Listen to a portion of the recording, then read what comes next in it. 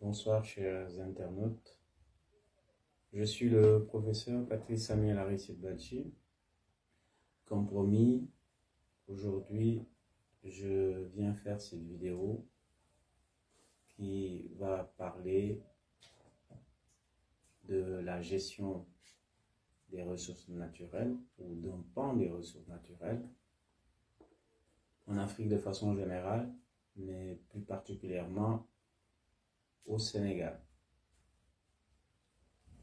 Lorsqu'on parle de ressources naturelles, l'accent est mis sur les forêts, sur les minerais, mais également sur les hydrocarbures. Nous allons nous focaliser dans cette vidéo sur le dernier pan ou le dernier aspect des ressources naturelles, à savoir les hydrocarbures. Le thème de cette vidéo, c'est les principes directeurs contenus dans la loi numéro 2019-04 du 1er février 2019 relative au contenu local dans le secteur des hydrocarbures. Il s'agit d'une loi sénégalaise adoptée en 2019, en même temps que la loi numéro 2019-03 du 1er février 2019 portant code pétrolier au Sénégal. Les juristes savent que les disciplines contiennent des principes directeurs. Pour nous en convaincre, lorsqu'on étudie la matière contractuelle, on parle de principes directeurs. Cependant, certaines précisions sont nécessaires. Aujourd'hui, lorsque vous examinez l'ordonnance du 10 février 2016, l'ordonnance française du 10 février 2016, qui a modifié sensiblement le code civil, ou disons la matière contractuelle, vous vous rendez compte que le législateur français élude l'expression principe directeur au profit de celle de disposition préliminaire ou disposition liminaire. Ce n'est pas à dire qu'en droit français, la notion de principe directeur soit ignorée, parce que lorsqu'on consulte le code de procédure civile, on se rend compte que depuis 1975, le législateur français y a consacré des principes directeurs. Et dans le code de procédure pénale, à partir de 2000, des principes directeurs ont été également consacrés en droit français. Si nous prenons l'exemple du Sénégal, le décret 2001-1151 du 31 décembre 2001, modifiant le code de procédure civile, consacre également des principes directeurs. Pour nous en convaincre, il faut tout simplement examiner le rapport de présentation du dit décret où il est précisé, où il est spécifié que 30 ans après l'application du code de procédure civile, puisque nous savons que le code de procédure civile, la version originaire, date de 1964, donc 30 ans après, le pouvoir réglementaire sénégalais a senti la nécessité d'instituer des principes directeurs. C'est dire que lorsqu'on parle de principes directeurs, il s'agit bien de principes qui permettent à une personne qui s'intéresse à une discipline de s'imprégner de la philosophie qui la sous-tend. Il s'agit également de principes qui vont aider le juge à travers son pouvoir d'interprétation. Dans la loi numéro 2019-04 du 1er février 2019, on se rend compte que c'est en son article 4 que le législateur spécifie, que le législateur prévoit 3 principes. Premier principe, c'est l'équité dans le partage des revenus issus de l'exploitation des hydrocarbures. Le second principe, c'est le respect des normes et standards en vigueur dans l'industrie pétrolière et gazière. Et enfin, le troisième principe, c'est la non-discrimination, la transparence, mais également le réalisme dans la mise en œuvre des obligations du contenu local. Commençons donc d'abord par le premier principe, à savoir l'équité dans le partage des revenus d'hydrocarbures. Vous savez, revenus issus de l'exploitation pétrolière et gazière signifie également recettes d'hydrocarbures, puisque récemment une loi a été votée en 2022 et qui procède à la répartition des recettes d'hydrocarbures. Donc, lorsqu'on parle d'équité, il faut renvoyer à cette loi de 2022, mais au préalable, il faut préciser ceci, c'est que au niveau de l'article 5 de la loi numéro 2019-03 du 1er février 2019, portant code pétrolier, à l'article 5 déjà, le législateur sénégalais avait pris le soin de spécifier que les modalités de gestion et de répartition des recettes d'hydrocarbures seront spécifiées dans le cadre d'une loi. Et donc, si on se réfère à cette loi votée en 2022, on se rendra compte d'une chose, c'est que ce sera une loi de finances initiale qui va procéder à la répartition des recettes ou des revenus d'hydrocarbures. Et le législateur, à l'article 12 de cette loi, prend le soin de préciser qu'au maximum, 90% des recettes ou des revenus d'hydrocarbures vont abonder le budget général de l'État, mais également au moins 10% vont abonder du moins le fonds intergénérationnel.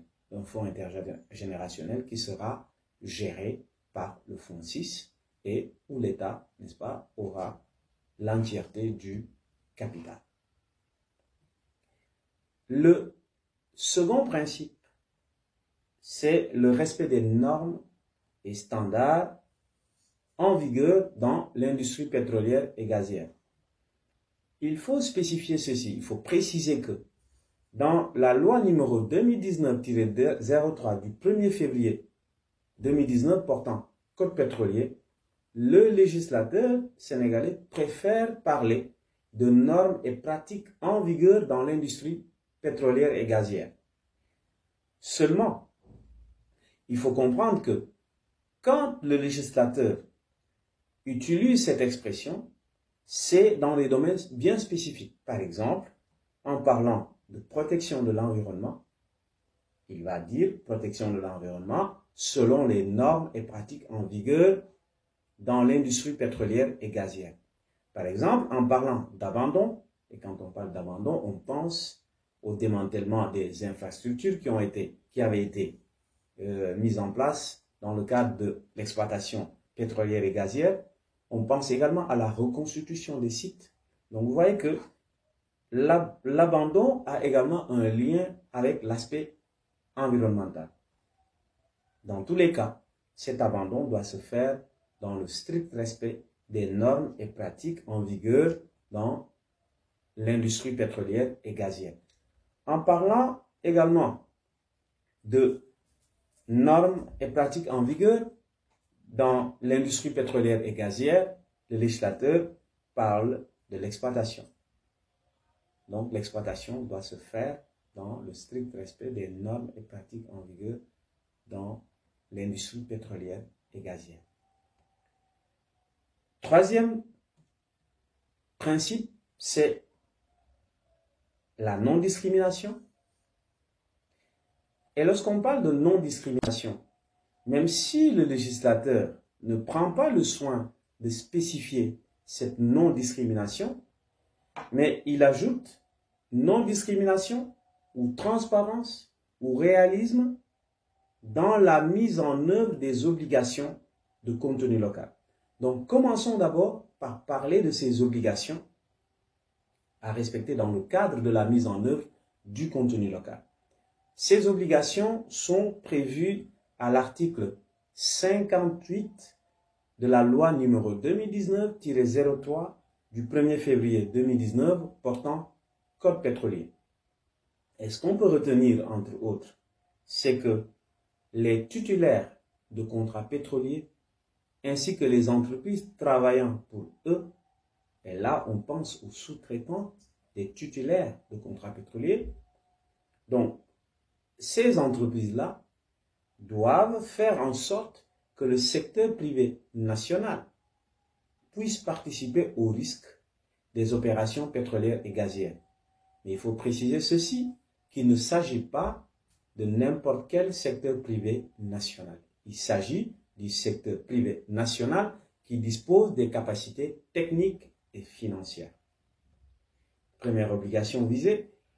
La seconde obligation visée à l'article 58 de la loi portant Code pétrolier, c'est le fait que les titulaires de contrats pétroliers et leurs sous-traitants ou les personnes qui travaillent avec ces titulaires-là puissent accorder une préférence aux entreprises sénégalaises en matière de contrats de construction, en matière de contrats de fourniture de services, mais en matière d'approvisionnement.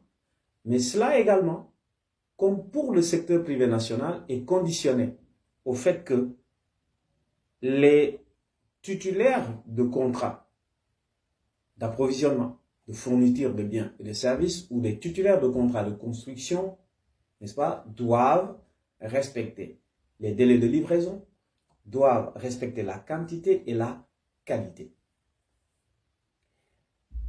Troisième obligation prévue à l'article 58 de la loi numéro 2019-03 du 1er février 2019 portant Code pétrolier, c'est le fait que les titulaires de contrats pétroliers, mais également les entreprises travaillant pour le compte, doivent accorder la priorité d'embauche au personnel sénégalais.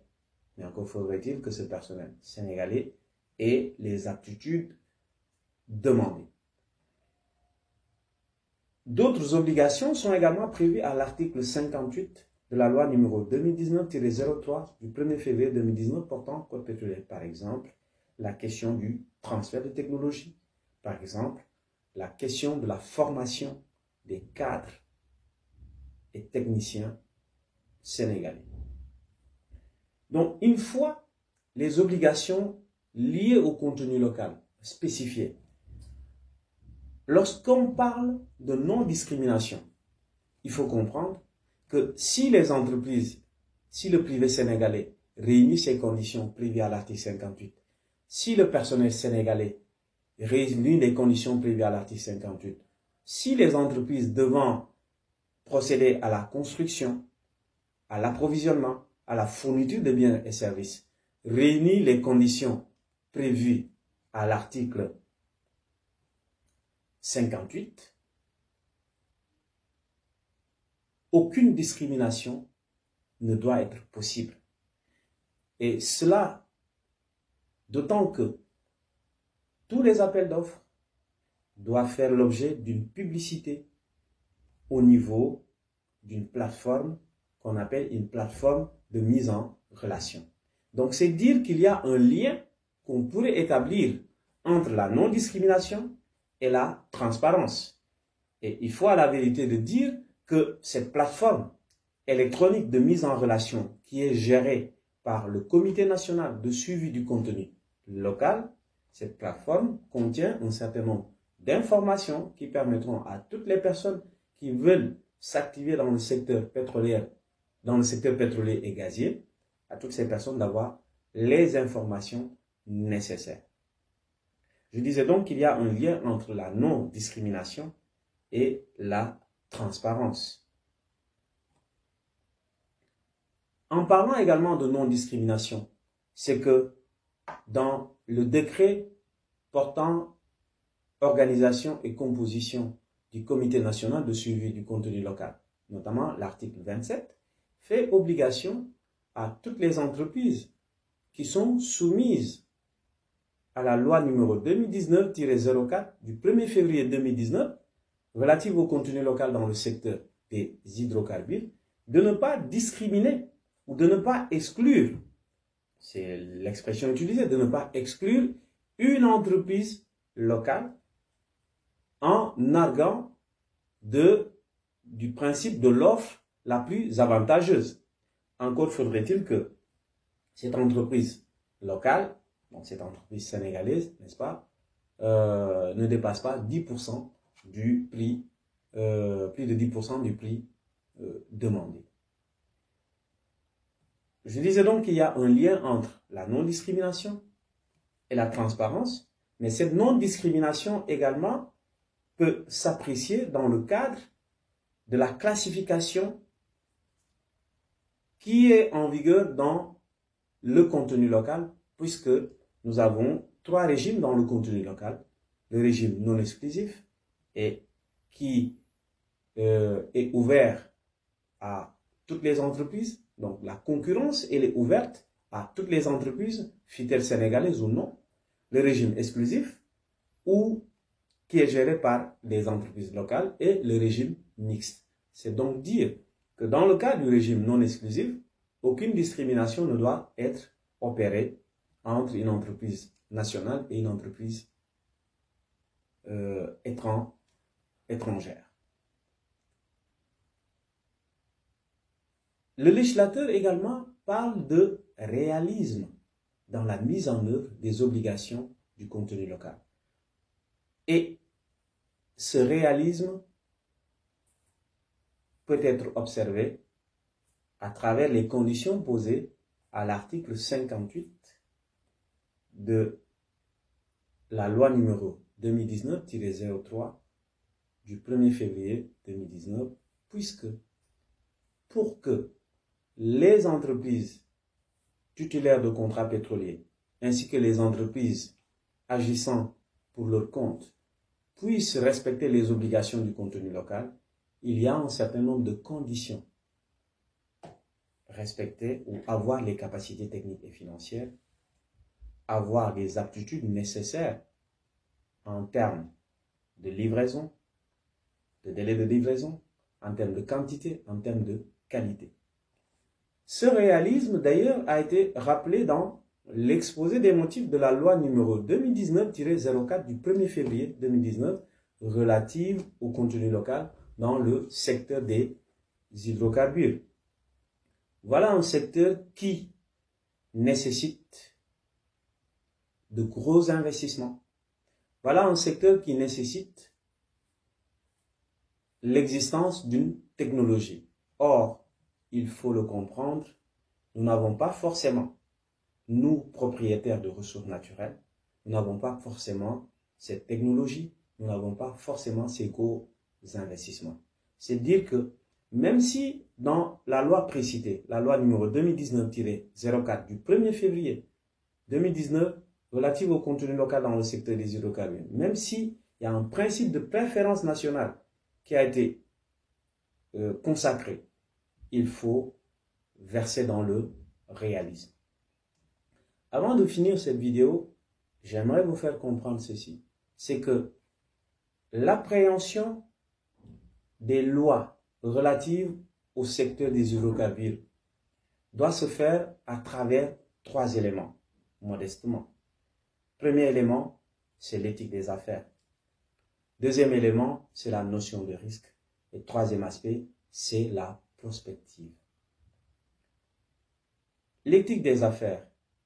L'exploitation des ressources naturelles ne peut se faire sans le respect de l'éthique des affaires.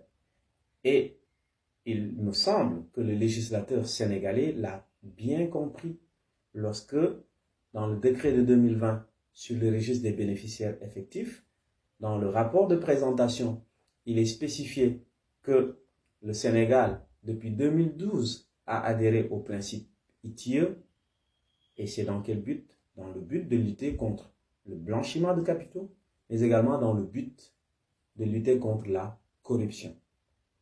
Et il faut comprendre que les entreprises ou les compagnies pétrolières et gazières sont sensibles à la question de la corruption. Prenons l'exemple des entreprises britanniques. Elles sont obligées de respecter le UK Bribery Act.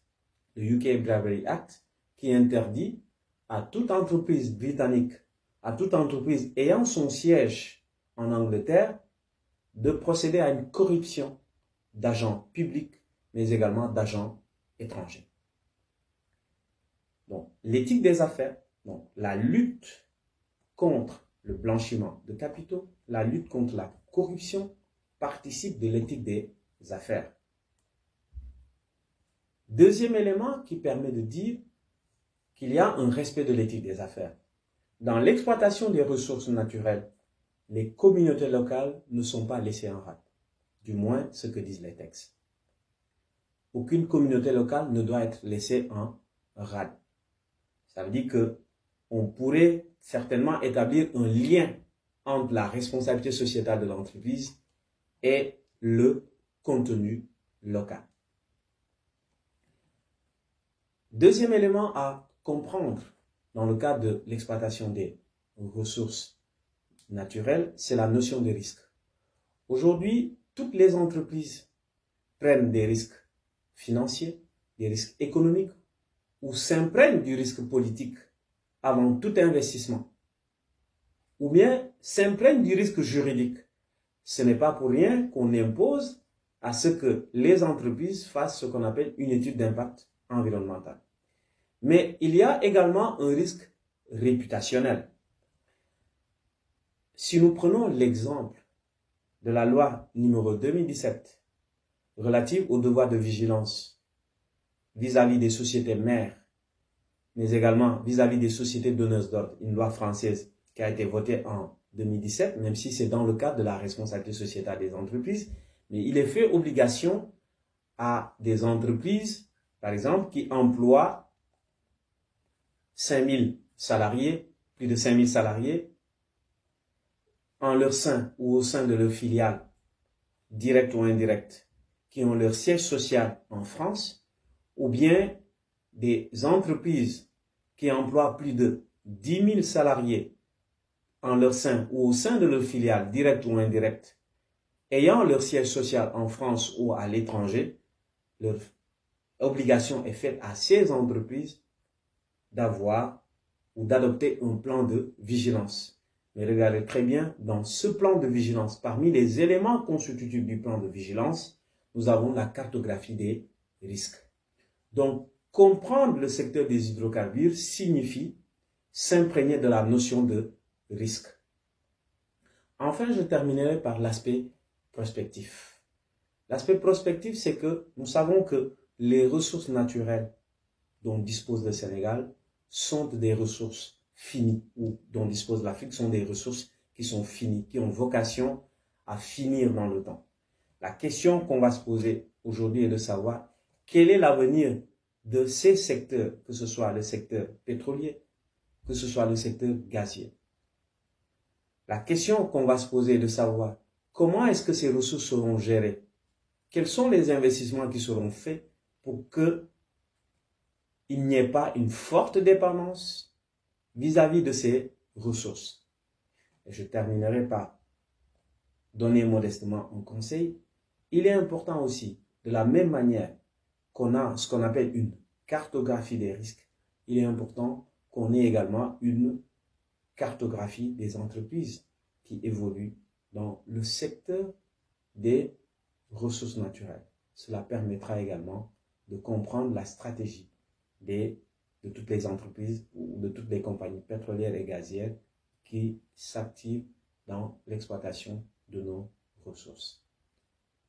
Je vous remercie et je vous donne rendez-vous très prochainement pour une autre vidéo qui certainement poursuivra dans les ressources naturelles ou abordera une autre question de droit. Ça peut être une question de droit des contrats, de droit des sociétés ou autre. Je vous remercie.